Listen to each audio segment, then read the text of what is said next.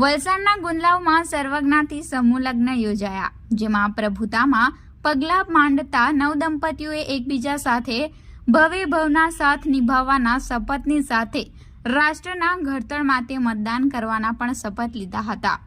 આમ સપ્તપદીના ફેરાની સાથે જ નવયુગલોએ મતદાન કરી લોકશાહીના ઘડતરમાં પોતાનું યોગદાન આપવા માટે પણ પ્રતિબદ્ધતા વ્યક્ત કરી હતી.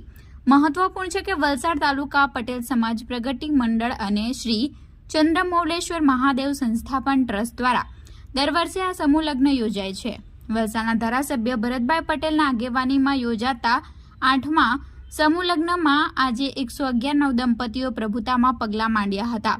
આ પ્રસંગે વલસાડના ધારાસભ્ય ભરતભાઈ પટેલની સાથે સંસ્થાના આગેવાનો અને રાજકીય સામાજિક અગ્રણીઓ પણ ઉપસ્થિત રહ્યા હતા. લગ્ન સમારંભમાં ઉપસ્થિત જાનૈયાઓ અને પ્રભુતામાં પગલાં પાડતા નવદંપતીઓએ 7મી તારીખે ફરજિયાત મતદાન કરશે તેવા પણ શપથ લીધા હતા.